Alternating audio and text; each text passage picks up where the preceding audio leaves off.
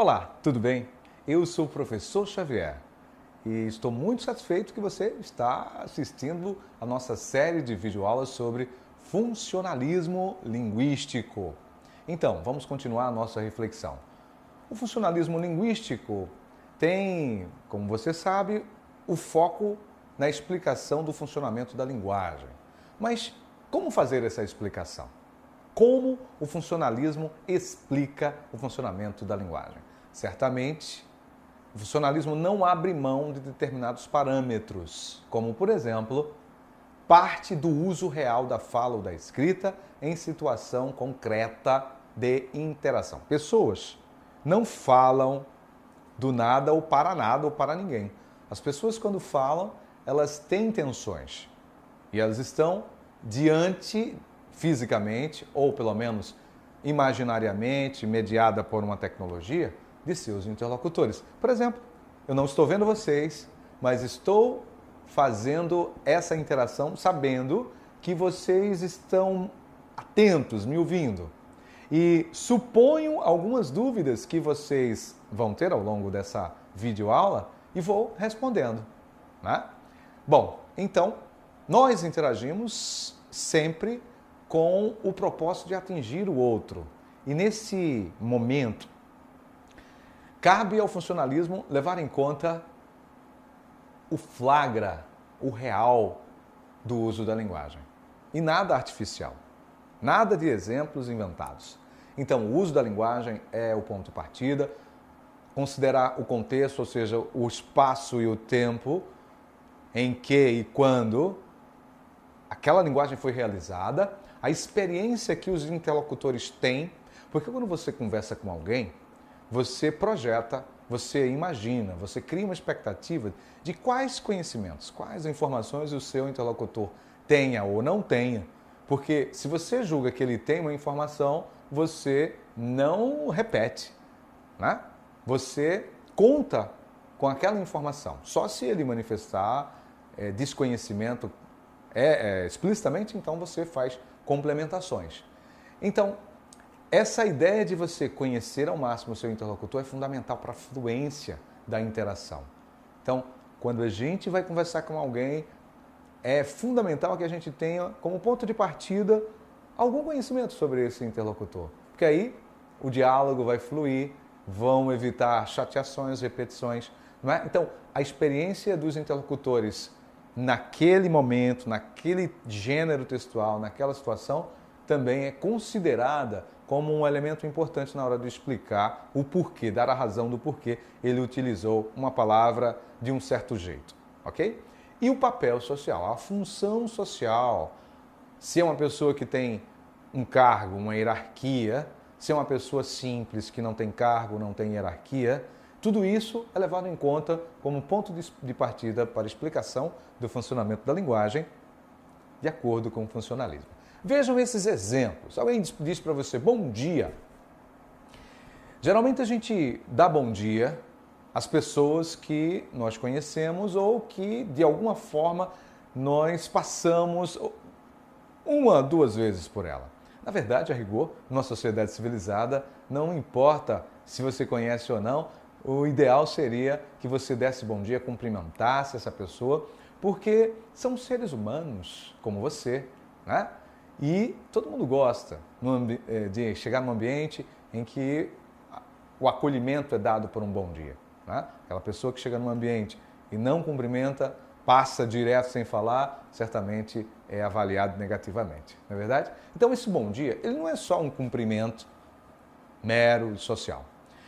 Quando você passa por alguém e diz bom dia, e esse alguém é conhecido seu, você está dando uma série de informações. Como, por exemplo, vocês estão de bem. Na verdade, porque a gente para de falar com aquela pessoa que a gente rompe alguma relação, né? Aí, digamos que horas antes você teve uma discussão, um desentendimento com essa pessoa e passa por ela e diz oi, olá. Você não está meramente cumprimentando, você está dizendo, apesar das nossas diferenças, eu não cortei relações com você, não deixo de falar com você. Não é assim? Veja, são cumprimentos simples. Olá, e aí? Veja, o e aí é equivalente ao bom dia, é equivalente ao oi, é equivalente ao olá. Porém, tem uma função de mais intimidade, de mais afetividade. Você só usa o aí com pessoas com as quais você tem alguma aproximação, né, maior. Geralmente jovens, pessoas mais jovens, utilizam o aí no lugar de olá, no lugar de oi, né? Mesmo vai acontecer, mudou o tempo do dia, boa tarde, boa noite. Veja, o e aí, sou, já vai caracterizar um cumprimento e localizando o sujeito numa certa região do país. Como também, e aí, mano? Percebem? Vejam, o funcionalismo se interessa em explicar quem é que diz o e aí, faz um cumprimento e acrescenta o mano. Percebeu? Cabe ao funcionalismo dar as razões para esses usos diversos. Como, por exemplo, e aí, velho? Ou tudo na paz, tudo beleza. Essas expressões todas que estão aí juntas, elas têm, primeiramente, uma primeira função: quebrar o gelo, cumprimentar. Mas elas revelam outras funções se a lupa do analista funcionalista for lançada sobre essas expressões. Então, uma função e várias formas de cumprimentar, ou uma forma ou várias formas com a mesma função. Cabe ao funcionalismo olhar detidamente para explicar como esse fenômeno vai se desenrolar, vai acontecer. Veja aqui outro exemplo. No exemplo 1, alguém diz: Paulo estuda letras na UFPE. Essa é a forma canônica, essa é a forma básica. Sujeito Paulo estuda letras na UFPE. Estuda é um verbo transitivo direto, né? Vocês devem saber isso, dominar. É um verbo que exige um complemento sem preposição, que é letras. Letras é o objeto que complementa a informação a respeito de estuda, de estudar. Na UFPE é um circunstanciador localizador. Então, na língua portuguesa, essas posições são sagradas, são básicas. Elas dão a informação de um modo mais direto. Quem fez o quê, onde. Todavia, a nossa língua e o uso que nós fizemos já várias vezes dela, tornou também aceitável o exemplo 2. Estuda Paulo letras na UFPE. Todavia, a palavra estuda, que deveria estar numa posição depois de Paulo, que é a ação que Paulo pratica, jogada para o início da frase, que a gente chama tecnicamente de topicalizada, ela tem uma função. A função de enfatizar o que Paulo faz na UFPE. Percebeu? Toda vez que a gente coloca na posição 1, a inicial, desloca, topicaliza, a gente tem a função de enfatizar. A gente quer que aquela palavra seja bem destacada para o nosso interlocutor. Um exemplo 3, o que se quer destacar é o que Paulo estuda. Olha, letras Paulo estuda na UFPE. Nós podemos falar assim, todo mundo compreende. Não é uma forma, um posicionamento sintático ilegítimo, né? Nós entendemos. O objetivo de letras estar na posição tópica é exatamente para destacar para o nosso interlocutor o que é que Paulo estuda, letras. E no exemplo 4, na UFPE, Paulo estuda letras. A posição básica do circunstanciador de lugar ou de tempo é no final, né?